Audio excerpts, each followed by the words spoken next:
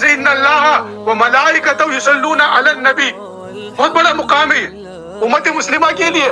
جب اللہ رب العالمین اپنے کلام میں فرما رہا ہے یا ایھا الذین آمنو، اٹھا کے دیکھیے تمام انبیاء کی کتب، حوارین کو دیکھیے، بنی اسرائیل کے حوارین کو دیکھیے جن کو منو سلوہ بھی دیا گیا، فضلنا من العالمین بھی کہا گیا، لیکن ان کو یہ کہ وہ اپنے نبی پر درود و سلام بھیج سکے.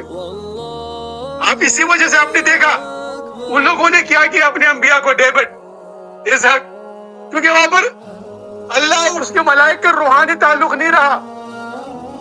اس قوموں نے ان لوگوں نے اپنے انبیاء کے طریقوں کو چھوڑ دیا، ان کے اندر دوبارہ وہ جولانی پیدا نہیں ہو سکی، وہ والا جہاد پر والا تبلیغ پیدا نہیں ہو سکا.